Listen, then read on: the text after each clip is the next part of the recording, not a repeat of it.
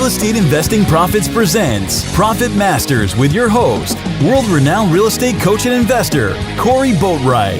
Now, strap in and get ready to learn elite wealth-building investment strategies taught by 6- and 7-figure house flipping masters as they reveal their best real estate investing profit secrets to you right now. What's going on? What's going on? This is Corey Boatwright, founder of Real Estate Investing Profits, and your host today for Profit Master Podcast Series. How you doing? Hope you had a phenomenal week, and we're going to keep rocking along. We have another incredible interview, and it's with Erik Stark. Okay, one of my favorite interviews actually up to this point because it went a little longer, but you're going to get so many nuggets in this interview. You're going to want to stop if you're driving, definitely. And get out a piece of paper, write some of these things down. This is really one of the interviews that I like to camp out in because there was just so many good things that Erik was talking about that I related with, and you'll hear me talk about some of those things. It's kind of rare that someone starts talking and I feel like I was doing so many of the same things that Erik was and been a part of. So really great interview. I really enjoyed that part of it to interact in that way. I want to give you a little bit about Erik. He is a full-time American entrepreneur. He has chiseled an exceptional life through real estate investing, and he's bought and sold over 400 properties. He's raised millions of dollars in private money, and he has a partner that is actually his mentor, and we talk about that in the interview. Him and his partner, they still buy, but they don't sell too much these days, okay? They still buy property throughout Southeast Michigan and Southeast Florida, and that's where Erik and his family currently reside. So Erik has shared the stages and been coached with some of the biggest names of personal development and real estate. Fortune Builders gang, good friend of mine, Preston Ely, Sean Stevenson, another guy that I got a chance to present with in Hawaii and Costa Rica.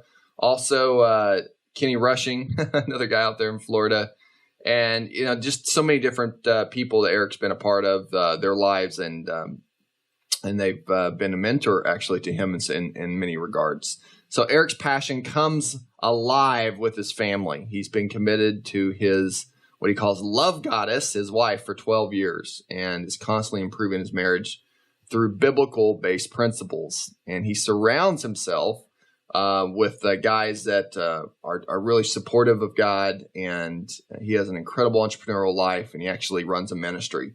This guy is really young. He's 33, I believe, and he's really got so many things together that I was just so impressed with. And you're going to love this interview. So go ahead and make sure you take some time on this one. It's about 10 minutes longer than our normal, but it's worth it, I promise you. Don't forget to text the word profit to 38470 to download your study guide, the Down and Dirty real estate study guide, and it's been downloaded I don't know how many times now. It's several thousands of times, and it just continues to grow. So appreciate you so much. Thank you. It's for you and your support to make this podcast great. So here you go, Erik Stark. Erik, are you there, my man? I'm there. What's up, buddy? How are you today, Corey? What's up, dude? You are outside, man. I'm here in this kind of dungeon of an office, and you're out there in beautiful. Where are you? You in Florida? Yes. Down of course. I'm in Oklahoma. Do you know, actually, it's funny, side note here, absolutely nothing to do with our interview, but seismic activity for earthquakes is the biggest in the world in Oklahoma right now. I've been seeing you online, man. It looks like you're getting a little shaken up, no pun intended. It's very possible. Okay, we've had it one time. It's very possible while we're doing the interview that we'll have an eearthquake. Wow. So if you see all of a sudden things just start shaking like this, I'll say like, dude, it just happened. Yeah. But you probably don't have too many earthquakes out there in Florida. Just hurricanes, man. A little bit more devastating. Maybe. I don't know. Would you trade an earthquake for a hurricane? Obviously not. I mean, that's a good debate, man. That's a good debate. Depends on where I live from the hurricane. If I'm way that way, it's different. But since I'm a mile from the beach, I don't know. They're devastating. We double down. I have earthquakes and tornadoes. Oh man. So you just have hurricanes. You're small And those time. are unlikely. Those are unlikely. They don't happen every 10 years or so. You know, it's funny. I flew into a mastermind meeting out there and in Tampa, and a lot of, it's like Guru Central out there. There's lots of guys out there do real estate and teaching, and I got a lot of friends out there. And I flew in, and it was the first time I flew into Tampa where there was a storm. And the pilot gets on the airplane, gets on the intercom and says, "There's no other way to say this. It's going to be a bumpy ride, and hold on." Right? And I remember like thinking, did he just say that? And about that time, like 30 seconds later, the whole plane goes wham, wham, wham, and you know how the overhead compartment. It popped open and a piece of luggage fell out onto the ground. Yeah, I'd lose it. People were yelling, dude. It was one of those situations where people were yelling, freaking out. So what happened is we got down on the ground, and right when like we landed, everyone erupted into an applause. It was killer. It was really scary too. There's a guy next to me, a big dude. Okay, you can tell he doesn't show like a lot of emotion. Big dude. When a couple of like these big hits would hit, and he and I'd be talking, and it would be like wham, wham, I like hit him a little bit, and it would be like that was kind of weird, and then we both kind of look away and we go, oh God, please Lord, and we look back to each other, and like you wouldn't be able to tell that we were scared. Yeah, it's crazy. All right, man. So God, that was a complete tangent, but hey, thanks for taking the time to be on here. I appreciate you having me, Corey. The pleasure's all mine. You're a rock star, man. Read so many things here about you. There's so much things to go into. Obviously, I have some questions I want to ask you for our podcast here. Why don't you just take a quick few minutes here, explain a little bit of what your expertise is in real estate right now, and kind of what you're doing, what area you're working. Okay. So my main focus has always been, I've always loved to wholesale properties, and it's actually kind of a cliche because it's the most popular real estate strategy that's out there. Right.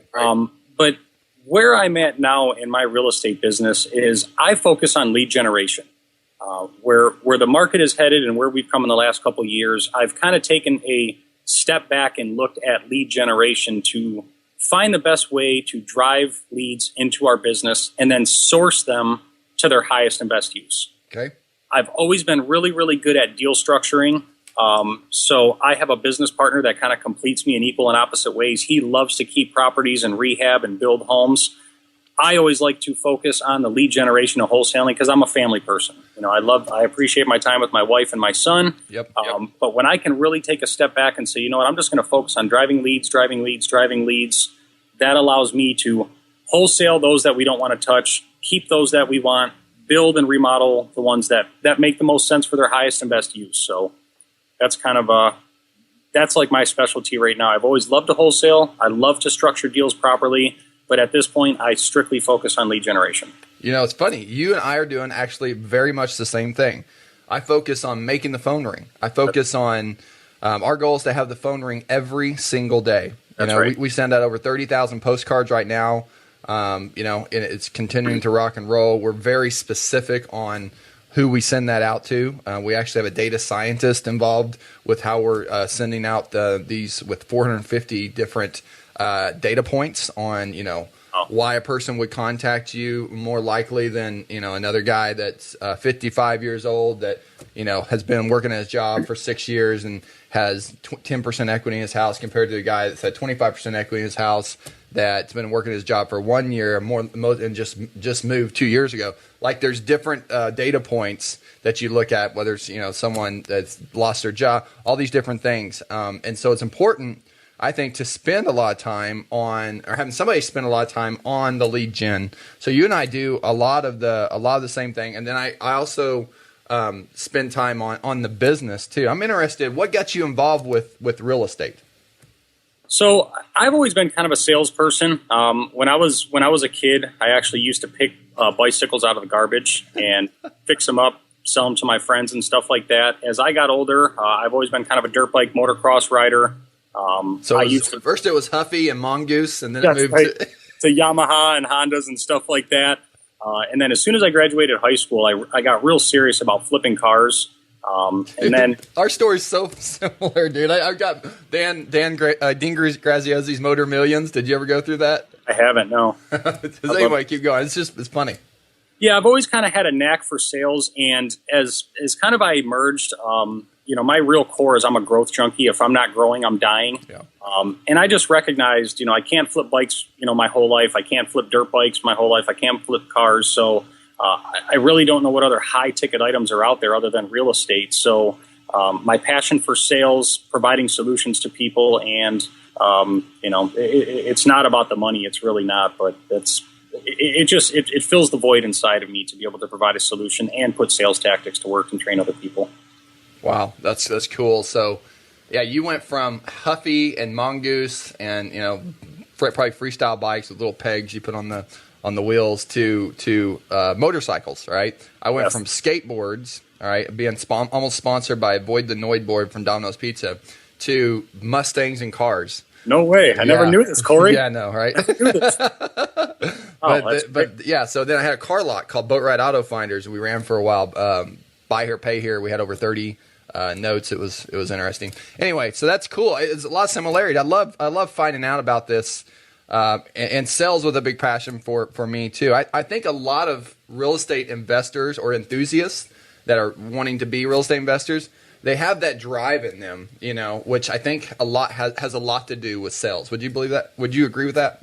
Absolutely. Oh my gosh, they're directly correlated. Absolutely. What was your biggest influence for getting started investing? It largely revolved around my family. They were, when it comes to real estate, I've learned from all you guys. You guys have all impacted my life, but my real core influence came from my family, being able to provide for them. And then my business partner, my business partner has been there through thick and thin. We've never, ever had a conflict, and he's pushed me to achieve and accomplish and grow more than any other person. I mean, he is probably my closest mentor. So I'm looking forward to, hopefully you can get him on the call. But my business partner has been monumental in helping, chisel me to the person that I am today. So my wife, I give absolute credit to, and then my business partner when it comes to business. Wife and business partner. Right. That's great. Yeah, I'd love to get your business partner on here. Did you have a moment in your life where there was a breaking point, we call, like, where it's like, enough's enough, I'm doing these bikes, I'm doing these motorcycles, it's not sustainable, right? Did you have like enough's enough moment?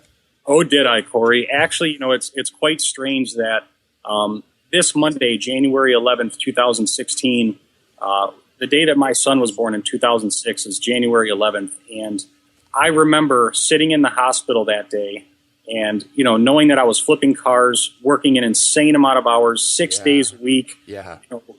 Where am I going to find the time to raise a child, support my family, support my wife?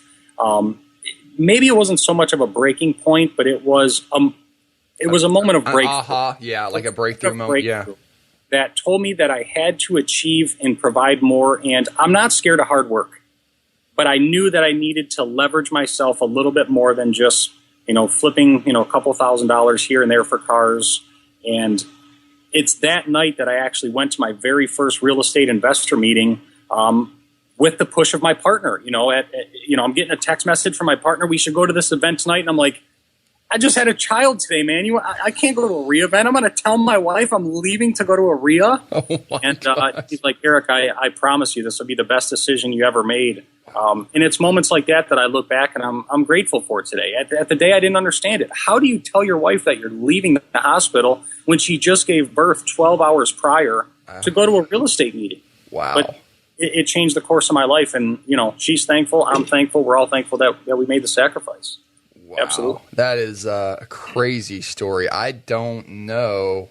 I'm thinking if I'm putting myself in that situation, I don't know if I'd have the cojones to do that, man. That was a pretty big move for you. Yeah, it was tough, but it's at that moment that, I knew she was going to support my craziness. Well, that's great too. Yeah. What did you learn? My next question is, what did you learn from that? So yeah, so if she's going to support you through that, I guess she really didn't have a choice. I mean, she just had a baby, so probably needed some rest too. So maybe there was part of that. Well, did you have a like a mistake that happened when involved in your real estate investing career up to this point, like a big one that you I don't think we have time for that on this call. We made a lot of mistakes, a lot of them. Pick one, Eric, and let's help us learn something from it. How did you get through it? You know, Corey, the one mistake that I still sit back and journal about from time to time and blog about and think about is I wish I would have kept more real estate.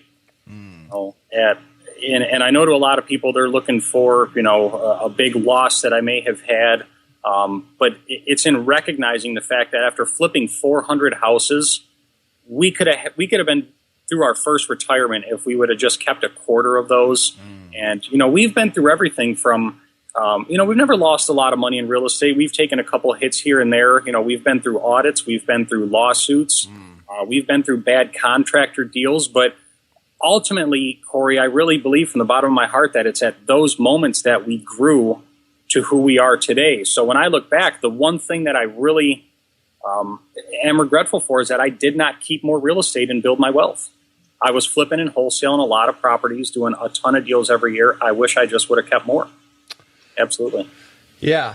We had over 60 rental units at one point and, rocking and rolling with them. And, looking at, the great thing about being a real estate investor, okay, is that one of my mentors told me this, it's a great advice. I've kept it for a long time. And he said, whenever you have a headache, it sucks for you, but fantastic for Tylenol. So be Tylenol, right? And I'll tell you what, that little piece of advice actually was one box that I have opened up many times in my life and my mind that has opened up other boxes. Right. Oh. And where I'm going with that is that, you might have wished that you kept more real estate. But the great thing is that the knowledge that you have, right, is now you know how to make money in real estate, whether it's up market, down market, sideways market, whatever, because you're not paying anywhere close to full retail on properties. And you're using your knowledge, your experience, and your skills to be able to negotiate these properties, right? And so I believe that the time that you've put into learning those skills will probably get you more deals moving forward that you won't even, it'll just surpass what you could have, held on to just because of the knowledge that you have. Most people do not know how to negotiate properly, and they pay too much money for properties. So, I think obviously things are working well for you right now. And actually, I want to talk about that. So that was just a little bit of encouragement for you, but I want to talk about it. What is your Profit Master investing strategy? One of the purposes of our podcast, we call it Real Estate Investing Profit Masters, and we want to talk about what's working well in your area. Are you doing things mostly in Michigan right now where most of your kind of wholesale flipping is taking place? What's one best strategy that's working for your Profit Master strategy? Yeah, really good question. I mean, for me, again, it always boils back to the marketing. My complete vision for real estate is I look at real estate as the opportunity, and I look at marketing as the strategy. And I like that a lot. You probably get a lot of this from your students where you see them kind of chasing every opportunity that jumps out at them, where I always try to stay encouraged by focusing on the strategy, not the opportunity, because opportunities kind of come and go. You can work a strategy over and over and over, and it'll never go away. So I strictly focus on the lead generation because no matter what business you're in, if you know how to drive leads, you can control and dominate a marketplace. Absolutely. So amen, brother. We make our money in Michigan, and then we park a lot of our money down here. This is where we want to, obtain incredible amounts of wealth, being in, beautiful properties that are oceanside. Right. So we really focus on just driving leads, discovering people that fit the model that we're looking for. And some we wholesale, some we keep, some we build, some we remodel, others we refer out. So for me, it always comes back, drive the leads, source it to its highest and best use. And that's the strategy that's been working for me over the last several years. Let's unpack it just a little bit. Give me an example of driving the lead. How would you drive a lead right now? What's something that's really working well that you're driving a lead? A lot of it comes through our in the streets activity. We spend a lot of time being in the streets because I know that's in the streets mean networking, going to meetup groups, talking to people. Yes. We we have a lot of advertising that's out there in front of our properties.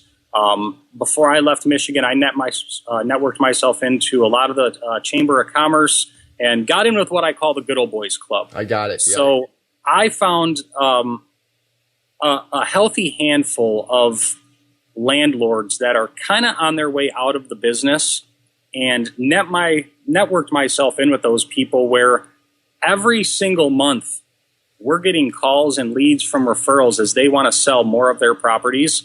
And they say, when they're at their Rotary Club and some guy says, I think I'm going to start unloading my portfolio, the guy nudges them and says, call my boys. I like that. They're going to help you out.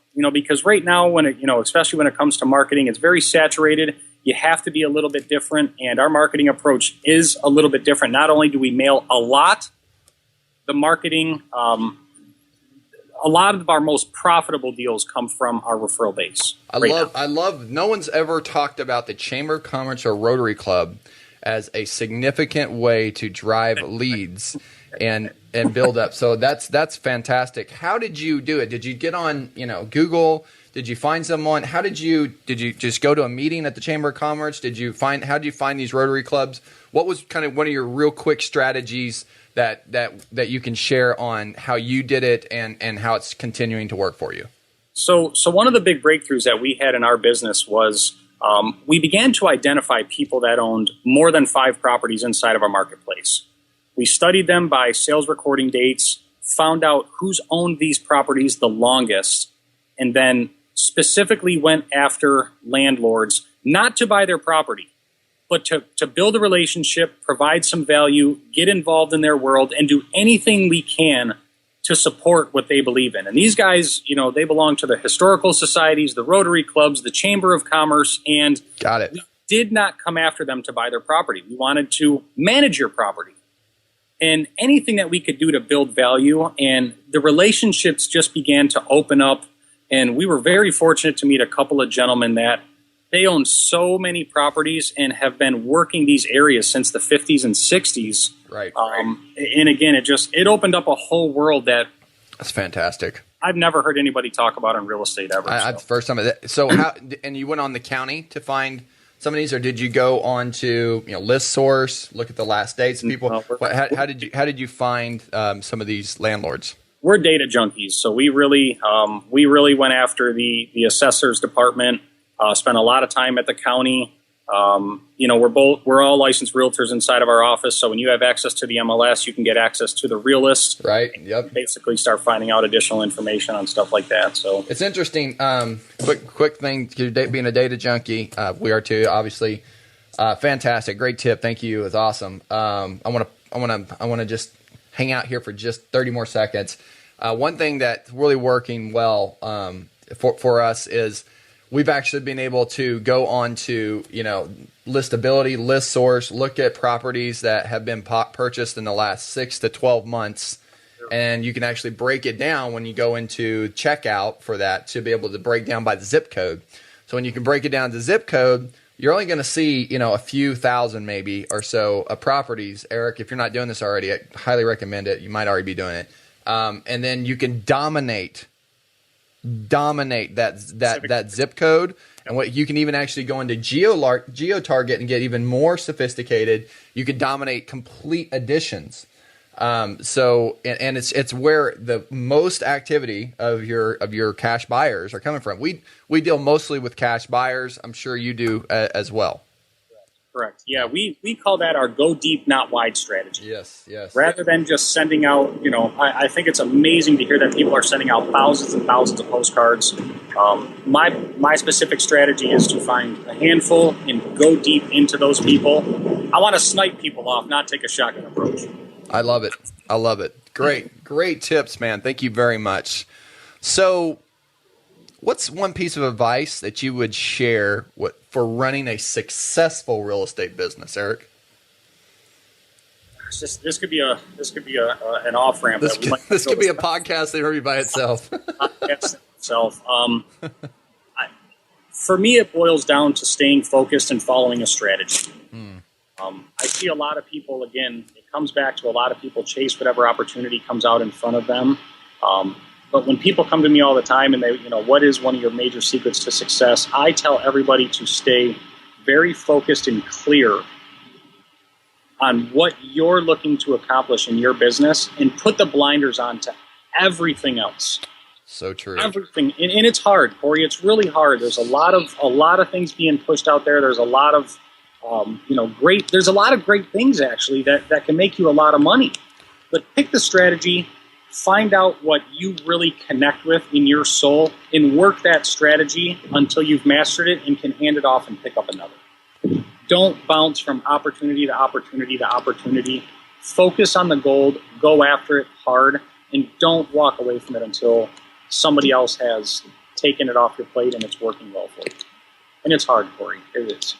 It is. I think double hard for driven entrepreneurs. Shiny object syndrome. You and I both deal with coaching and deal with students that I think there's out of, let's just say 250 students. Out of 250 students, I'd say 90% of them have, in a big way, right? If you were looking at the pie chart, like 40% of it would be lack of focus, and shiny object syndrome. And the challenge is, I'm guilty too. I'm guilty too. And the challenge is because there used to be things that were just good, and a few things great, right? That were free and that were opportunities, and you had to kind of search for the great ones, but the good ones would kind of flow through. And it was easier just to kind of say no to them. Today, there are so many great things, right? There are so many things that are like powerful, like where a friend calls you up and he just spent a lot of money and he wants to go through something that he just paid a lot of money for and tell you about it. You're like, someone just gave me a gift, right? And so I think a lot of this saying no is a belief and a mentality, and this is how I've been able to kind of work through some of it. But no doesn't mean I can't. That's right. And I think that we put those two on the same pedestal. Whenever we say no to something, we also in our minds are saying I can't to something. Right, and our neurocoupling, it's easy to kind of do that, right? But our cortex is, processing a couple different things. Processing. Our cortex can say, wait a minute, just because I said no to something doesn't mean I can't do it. And there's another great saying that says, just because you can do it doesn't mean you should do it. And I really like that one because that one's easier to apply. And even a biblical principle, which I know you and I are we share the same faith in God and Christians. Even as a biblical, Paul, which wrote 2/3 of the New Testament, he said, basically, all things are possible, but not all things are permissible. All things are possible. I just because I can doesn't mean it's going to benefit me if I do it. And I think there's a part of us. I didn't mean to camp out on this too long here, but it's important because you strike a nerve. It's very, very important that we understand just because we can doesn't mean we should, and just because we say no to something doesn't mean that we couldn't go do it. So there's a part that we beat ourselves up that says I'm less of a person if I don't do it all. That's right. And it's a mindset thing, man, that we have to learn how to take control of our thoughts, right? Guard them like a pit bull, and understand that what we're thinking about is going to be a part of how we're taking action, right. And I think that's a part of it. Actually, I know that's a part of it that we have a hard time distinguishing. Our neurocoupling wants to do all of it, right? But our cortex, can decipher between the two. We've got to learn to be able to pause, close our eyes, breathe for a second, and consider, if just because I should do this doesn't mean just because I can do it doesn't mean I should. I have a plaque above my desk that says revelation, not information. That's great. It really has to strike me. I mean, That's good. and even then there's a qualifying process. There's a process to find out if this strategy is going to work. Could it change my life? But for me, it's got to be revelation, not information, because information is readily available. It's got to really strike my life and be able to make a change from the onset. Absolutely. Well, talk a little bit. Talk a little bit. I'm going to shut this door for a second since it's a little loud. But talk a little bit here about if you had to start all over again, Erik. What's some advice that you give for newbies? Gosh, first and foremost, the first thing that you have to do is you've got to get a mentor. I don't know how many times you've got to find a mentor that can really help take your hand and not just take your money, but can really take your hand, that has been through the ropes, that is currently doing deals, and really help guide you along the way. And most importantly, you have to find somebody that has personal beliefs that kind of match up with yours. So be very clear on exactly what you want, and then find even your partner has been your mentor. Oh my gosh, absolutely, right? Absolutely. And again, we're equal and opposites, but we relate to so many different things. Be very, very clear on exactly what you want and where you're going in real estate so you don't get sidetracked. And then find a mentor that can help take you down that path, that has the, first and foremost, they got to have the same, beliefs or, principles that you believe in your life. So you're not conflicting with who you are just to become successful. True. And once you find that mentor, it's absolutely crucial to have that person in your life that you can call on to get you through those challenging times, because they will come, I assure you. Keep your blinders on, stay the course, have your focus laid down to where you know exactly what it is and you're ready for it at any moment. But find the mentor that you synchronize with, that is currently doing deals and has a track record that can continue to help you out as you need to grow. That's great. How did you find your partner? Curious.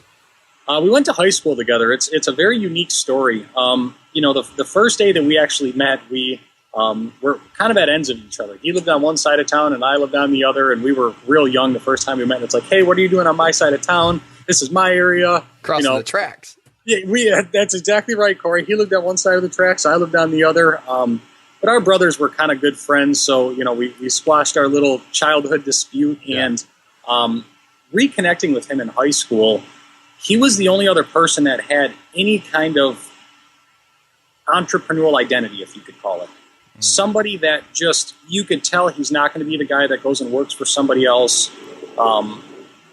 He just was an entrepreneur at his core, even though we didn't have any of our businesses in high school. And that's what really connected me with him, is we thought alike, we hung out alike. When the rest, sorry about that, there's a plane flying over here. That's okay. I can hear it. I should have better planned it and did this in my home office, but when everybody else was running out partying, him and I were reading and preparing. So you were kind of nerdy at then, right? A little bit. No, I'm a nerd. I won't lie. I get it. I'm a nerd too, man. Well, that's cool. All right, so that's great. And many people have talked about having a mentor has been one of their biggest changes that they'd implement starting over again. So it's something to definitely heavily consider to get success the fastest. What's a favorite motivational or business quote that you really live by? Man, I got file folders filled with this. I do too. Time to run through them, but it's actually a quote by Ralph Waldo Emerson. Okay. And it's, as to methods, there may be a million and then some, but principles are few. The man who successfully grasps principles can choose his own methods. The man who chooses methods and ignores principles is sure to have trouble. And that ties into my whole personal philosophy of chasing strategy versus opportunity. That's the whole shiny object syndrome exposed to its core. Methods, the principles and laws of this world will never change. They've been here long before you and I were here. They'll be here long after you and I go. The principles in real estate will always be the principles of real estate. Wholesaling it's kind of a method of getting you to point A to point B. But the principle of buying at this price and selling at this price is something you can't ignore. So you really got to choose your principles, not only in business, but in life and in multiple different areas. But that quote by Ralph Waldo Emerson is so powerful. It's at my core. I haven't heard it before. Love it. We'll make sure it's in the show notes. I think people get a lot of value from printing that out and looking at it every day. Lots of core truths right in that quote. What books do you recommend? Name one that's really changed you. This might sit adverse with some people out there, but a book that I read over and over and every day and has radically changed my life is the Bible.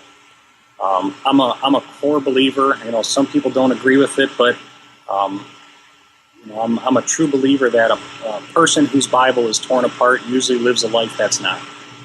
So that's good. Say that again. That's really good. A person whose Bible is torn apart usually lives a life that is not. Oh man, that's rich. Oh, that's good. My Bible is, I got pages torn out and notes and highlights over highlights and segues and journals based on, my Bible is pretty crucial to my life. And, I'm not scared to put that out there by any means, although some people don't agree with it. I applaud you for your courage, your boldness, and I love what you just said. And I'm going to make sure that we definitely get that as a tweetable. That's fantastic, man. What is a favorite mobile app that you use in your business every day? I use a lot of different ones. Believe it or not, Corey, I'm trying not to spend a lot of time on my phone these days. But one of the things that I do use on there is my Lumosity and my Elevate app, just so I can start to train my brain a little bit more. I do use things for, productivity and, one of the, I don't listen to a lot of audio stuff through my phone. I try to do it while I'm in my car. Interesting. And I do know at one point I had your app on there for podcasts, but these podcasts started to consume so much data on my phone. It starts eating up all the data, all your not only your data, your storage, and yeah. Exactly. So I kind of did away with listening to so much audio on my phone, and I try to stick to it in my car. And when I'm, when I do work out, I spend a lot of time just kind of listening and thinking. But I use my Elevate and my Lumosity every day. I go through phases where I kick social media off my phone for months at a time, and then I'll come back and put it on for like a week, and I'm like, I really didn't miss anything on Facebook, so kick it off again and just stick to the necessities. So Elevate and Lumosity. I don't know if those are really business. I think they're more important than business because. Tell me about Elevate. What do you use Elevate for? It's the same thing as Lumosity. It's a brain game trainer where it just teaches you, There's several of them. Yeah. Motor skills, hand-eye coordination, things like that. Same thing. I don't know if you can see. Can you see these? Yeah. Gotta have them. You see these right here? So those are really the ones that I. So, and then there's Headspace. Have you seen Headspace too? I have not seen Headspace. What's that about? Go check that out. Go download Headspace. Okay. And go through it. It's free for the first 7 or 10 lessons. And this Pizziz, and basically Headspace basically just teaches you how to have quiet time. Sometimes people put kind of a taboo for meditation. To me, kind of meditation and prayer are almost the same thing. It's just a way for me to get quiet with God and in my own space to kind of think. Sometimes you got to hear yourself think, and it's something we don't really think about. Mention the word think another time. So, and then Pizziz is interesting. If you can see this, and obviously I had a mobile app business. We developed over 300 mobile apps, and then I sold out my interest in that company. But so I have a lot of apps on my phone. But these are ones we didn't develop, and these are the ones I like to use. And Pizziz is P-Z-I-Z-Z, and basically what Pizziz is you can go in and you can do a 20-minute kind of. I can just give you the instructions here. Basically, there's a time frame of for these power naps that have been kind of proven over and over again that if you take a power nap, that you can get regeneration. but you need to have a certain amount of time that you actually, the length for it. So you can go in and you can take these little power naps. So if I hit start right here, you can see this. Okay. It's going to count down. You see this? Yes. You can hear this noise? I can. Yes. Let me put it up here. There you go. Before you settle yourself down into a deeply refreshing nap, it's a good idea to ensure that you'll not be disturbed and that you can be as comfortable as possible, both physically and mentally. And it's interesting because it's, normally you'd have to, in order to kind of get in this state like this, you'd have to have multiple things going on, right? But this Pizziz automatically gives you the power nap and the state of mind that you're just kind of getting yourself to relax, because the whole point of meditation and prayer is to relax your body, because there's so many things going off, neurotransmitters going off all the time, synapses in your brain going off all the time. I think you see like 8,000 advertisements a day or something. It's getting more.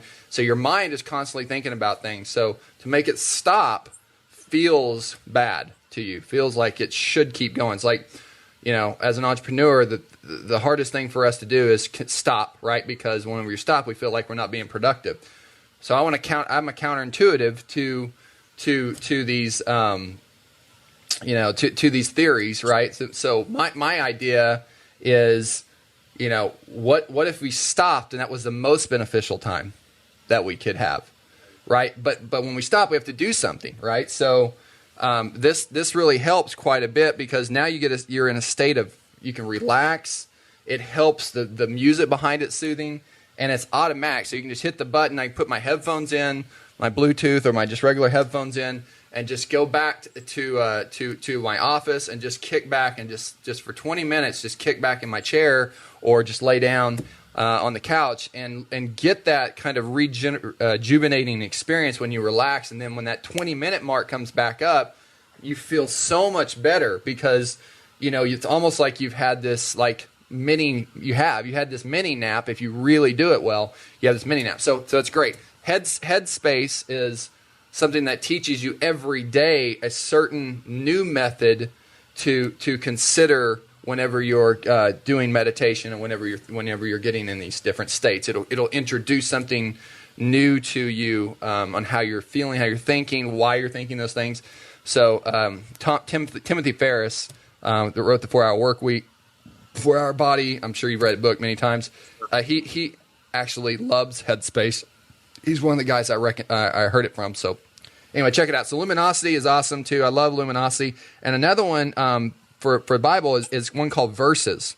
So what's cool about Verses is if you see this right here, my good friend, one of my great mentors, actually created the mobile app called it's called YouVersion. You can see it up there, but it's just called Bible now. Unbelievable that they actually got the domain bible.org or .com. Yeah. And this one called Verses right here is it daily will teach you how to memorize a new verse. And it's been really killer. So, and then the last one is Gratitude. He got me on mobile apps on Gratitude. Gratitude's awesome because it pops up every day. You set it up as a time and it pops up every day and it says, what are you grateful for? What are you grateful for? And then it pops up, and then you because you're prompted by it, you're like, oh, well, I'm grateful for this and this, and you put that in. So anyway, we could go on more and more. I like some of the tech stuff. I probably should take a technology diet sometimes, but yeah, those are great. Luminosity's great. I love that app. I try to stay off my phone as much as I can, and silence is a great thing, but it's adverse to most humans today. I agree. I agree with that. Okay, we kind of camped out there too long. Normally, just move right on, but those apps are good. Man, got to dig it into people's minds. We're digging into it. What's your morning routine? Do you have one? You sound like someone that would be pretty set in what you do in your routines. I actually I just readjusted my schedule after November to get up. I used to get up at 5:20. Okay. Now I get up at 4:45 just because I'm always taking on more as a person, entrepreneur, a dad, a husband. Yeah. I immediately splash cold water on my face. I grab my inhaler. I come outside. I go for a walk till the end of the street, come back into my house, and then I make myself a glass of warm pH water. Warm pH water. What is this? I have alkaline water that I drink. Yeah, it's the same thing. So I just try to pH balance myself. I use trace mineral drops and dump like 5 of those into a 16-ounce glass. And then I drink that just so I can hyperhydrate myself every single morning. Why do you put the trace mineral drops in? What's the benefit for you? It just balances out. I mean, being down in Florida, I eat a lot of citrus, so my body's kind of acidic. Okay, makes sense. And then every morning I used to drink really, really strong coffee. Mm-hmm. I make what's called a Russian style coffee. So before I my body's dehydrated from sleeping, before I pour this, super acidic coffee down my throat, I try to balance myself out and hyperhydrate myself a little bit. And then I sit down and read for 30 minutes every morning. And then I usually write for 15 to 30 minutes as well. Anyway, and it can be about anything. It can be, my life, my journal, what I have to do that day, just something to get my brain working and active and moving, and kind of going in that fashion. And then at that time, I make my coffee, and that's when I sit in silence. I mean, it's quiet at my home. Nobody's awake yet. I make a super strong Russian style coffee, and then I either come sit in my backyard or out in the front and just sit in silence and usually have some pretty deep conversations with God at that point. I'm thinking about my day. I'm trying to keep myself balanced and self-motivated and energized and all the things we have going on as entrepreneurs. And then from that point, I start to move on to, getting my family up. I either do a routine of my sit-ups, push-ups, and workout routine, or I go for a 10-mile bike ride, one or the other every day. And then whenever I'm finished with that, I come home, jump in the pool, and the most important part of my morning routine is to be able to take my son to school.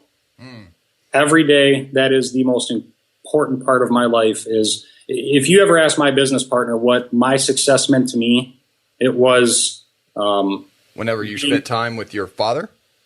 No. I take my son to school, I mean. Right, but you said what success meant to you. I was wondering if you were alluding to that's what you and your dad did together. No, my dad was a workaholic, man. He even though my dad spent a lot of time with me, and it was quality time, it wasn't a lot of quantity time. So to me, it just means the most every morning. If I can be the first influence in my son's life, that's great. To have that conversation, driving him to school, talking with him about life, getting him geared up for the day. I put a lot of, I don't want to say pressure, but I expect a lot out of my child because I expect a lot out of myself. Sure. So I am that father that is always trying to be there and encourage him and motivate him. But he's got to be able to see, I'm his main influence. So if I can't play the role, how can I encourage him to play the role? That's great. So yeah, my mornings are very, very important. I can't remember the last time I woke up after 6 o'clock. I'm dead honest. I mean, even New Year's Day, I was up at 3 a.m. riding my bike New Year's morning. You are a disciplined person, man, and that is one of the big differences that separates people that are not successful from ones that are. Yeah, and it's so obvious in your life. And I can't wait to share these show notes with people so they can peer into the other parts of what you're doing right now, everything you have going on. It's awesome. What is a single greatest lesson that you've learned that's helped you get to where you are today? I feel like there's a culmination of so many things that we talked about that may answer this, and I feel like I have some of the answer already, but what, in your own words, what's the greatest lesson you've learned to help you get to where you are today, Erik? I talk about this with my business partner a lot, and we call it the speed of trust in our business. Wow, that's cool. But a lot of, and again, that comes down to, trusting your team, trusting your network, trusting your lenders, but most importantly, trusting yourself. That when you have an opportunity, Corey, as an entrepreneur, we get so much thrown at us every day. And if I'm just not feeling it and I don't trust myself, I know I'm not going to pour my life and my heart and my soul into it. So my business partner and I talk very, very deeply and passionately about what we call the speed of trust. And so many times it is about trusting ourselves and our gut intuition about our life. And I think that's largely why we've kind of had the success that we've had. Is just to be able to trust that. That's great. So even deeper than intuition, right? Kind of Oh, yes. really looking at the factors involved and saying, what's the investment going to be involved? Almost like a thinking it through instead of just being so, just jump on it. Like now you're at a place where you're thinking it through, going, what's involved in this situation? Are the players that we're going to be dealing with, are they going to be somebody we want to work with long term? And can we trust them? Intuition to me is kind of surface level, but again, if it's something that I know that I'm going to be involved in, I'm putting my name not only behind it, but in front of it, meaning I stand by and support and protect. Man, I tell you, one reason I sleep really well, Corey. I might not sleep a lot, but I do sleep really, really well. And that's because when I say no, I mean no, and it was for a reason. But when I say yes, it means that if there's a loss, a sacrifice, a problem, I'm going to be losing right with somebody else. You're committed. Yeah, that's right. I'm committed. You're locking arms, right? There's a great book I finished reading, and it was about a Navy SEAL, and basically, there's an exercise that they do through Hell Week that they lock arms. Yes. And they're on the beach, and if one person lets go, whenever the tide's rolling in and waves are coming crashing out, if one person lets go, the whole group, they have a line of them, the whole group will just be done, and they have to lock arms together. So that's what I hear you saying without you saying it. Yeah, that's right. Absolutely. That's great, man. That's also spiritual principles. So many there. What are you most grateful for?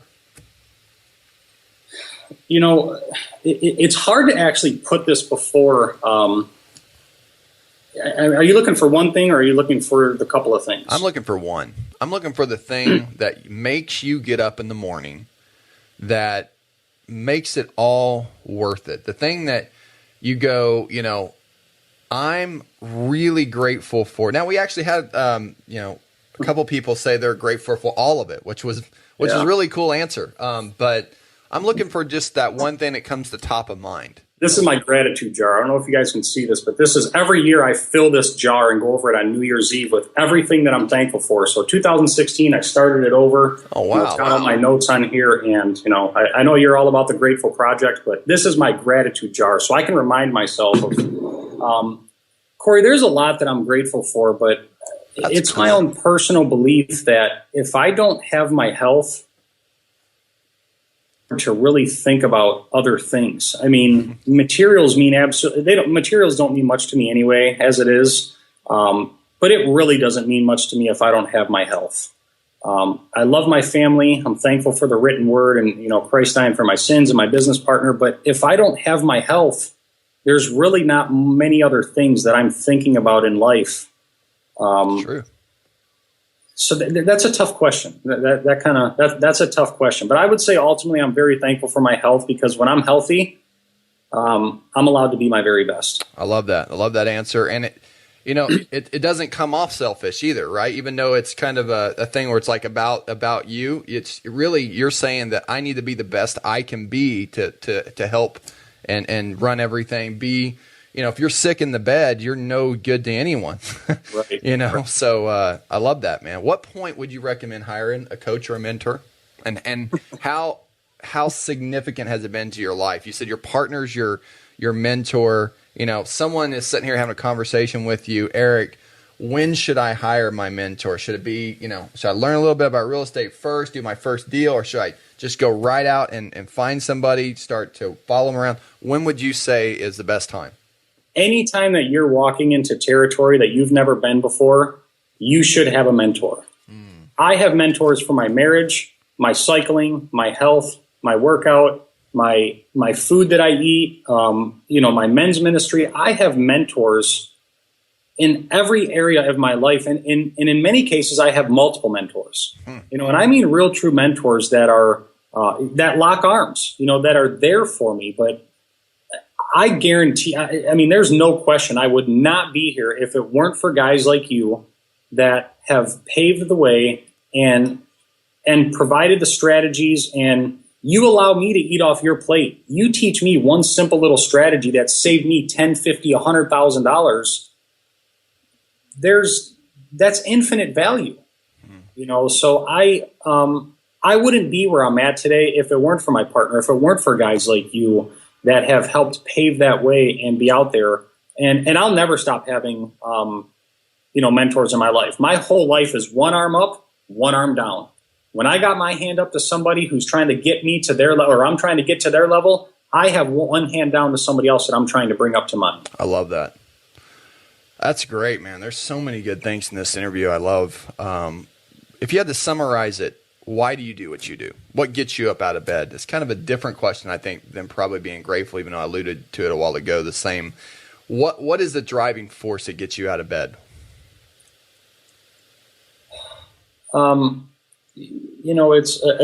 It's many things. It's everything inside of this jar. But I think ultimately, to summarize it, it's so I can live at my full capacity and be the biggest blessing to other people. I think if you're only getting up for the money and for yourself, you're going to burn out relatively quick because you're going to realize that the glory isn't all that you think it is. Right. If you're only focusing on yourself. Right. If I had to really put my thumb on that, I would say it's so that I can just be more, do more, have more, give more, and continue to bless other people. And that was a lesson that I kind of learned the hard way. I've never made more money than I have in real estate. And when money didn't become one of the problems that I had in life, there were many, many greater problems beyond that I had to figure out. And that was largely around how can I give more to, how can I fill this void that I have inside me? Because now I don't have a money problem, but I feel incomplete. And the only way, my biggest paydays, and I'm sure you can relate to this, are seeing other people do their first deal. Right. To see what's possible, to know that they don't have to go back to another job. That is my biggest payday in the world, is to see other people do their first deal. I love that, man. Yeah.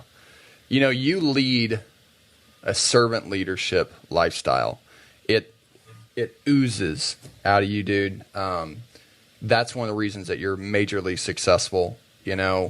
You are self-aware, Erik, which means, I know you know what it means, but for some people don't realize what that means. What it means that you're aware of how your highest and best can serve others, not just yourself. Correct. Which is interesting because we live in a meistic world, and I'll be the first one to admit I struggle with it every single day. I struggle with patience. Yes. I struggle with being the best I can be. I struggle with procrastination. I struggle with shiny object syndrome. Yes, but I'll tell you that I work on it probably more than most people do because I'm self-aware. That's right. And it's important to me that if I get those things kind of mapped out where I feel like there's some control on the lever, then I'll have a more steady, kind of more predictable outcome.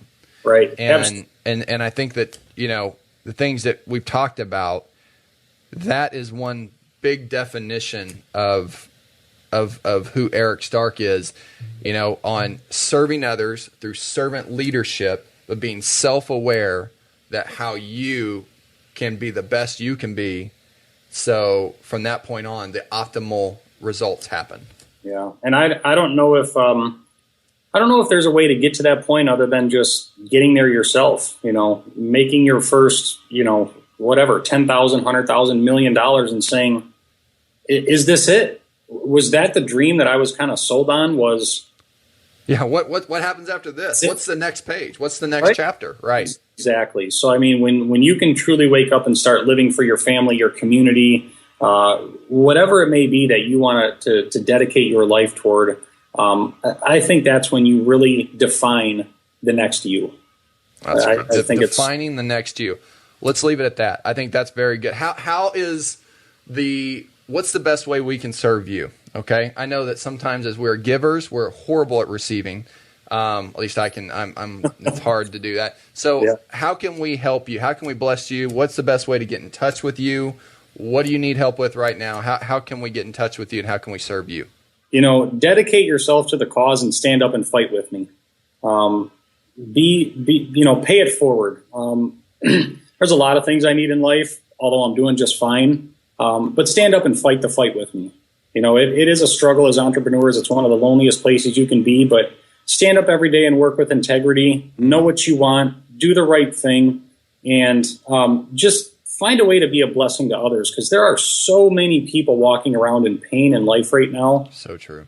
And I mean, there's other people that may be living, especially where I live. I live in one of the wealthiest places in the world, so I can always point the finger and say, man, I can always be doing better. Right. But just on the other side of the tracks are people that are living way, way worse than I am. And it means more to me to see, it's painful, Corey, to see a lot of people just living in, mental, physical, emotional, financial pain. What I want to always encourage more people to do is just be the best you, so that you can continue to help others get out of that rut in life. That's what means the most to me. Awesome, man. That's I in the shower every day. I say my worst day is someone else's paradise. That's right. Oh man. And it so sets the tone of the day. Yes. I encourage you to share that with your group. That whole kind of thought process will really give you a perspective on your things you go through, especially living in America, are just really small in comparison to what it could be. What's the best way to get in touch with you? Do you have a website that we can go to, an email address? What's the best way? I do. You can go to, the best way to connect with me is through social media. You can visit my website, therealeриkstark.com. The real Slim Shady. the real Erik Stark, that's Erik with a K. And then you can find me on social media, The Erik Stark or The Real Erik Stark. I'm totally approachable. I'm available for everybody. And if there's anything that I can ever do to continue to give back, I'm available for the whole world. So I'm out there, guys. I'm out there. That's awesome, man. And you're going to continue to be more successful than you can even imagine, dude. You are just so much wisdom at 33 years old. So much wisdom, man. So you're an inspiration. One of my favorite interviews. So thank you so much for taking the time to be on here, Erik. I really appreciate it a bunch. Thank you, Corey. The pleasure is all mine, man. Thank you for leading something that's just so great and continue to do it and let me be a part of it. Awesome. So make sure that you're on our next interview. This has been fantastic. Remember, be a servant. Thanks again, Erik. We'll talk to you soon. Bye now. Thank you so much. Bye, guys. You've been listening to another Real Estate Investing Profits Master Podcast Series. To receive your free real estate book, Down and Dirty, Ultimate Real Estate Investing Quick Start Guide, how to quit your job to start flipping houses in 90 days or less, head online and go to realestateinvestingprofits.com. And don't forget to follow us on Facebook at facebook.com/Real Estate Investing Profits. Thanks again for listening, and stay tuned for our next episode.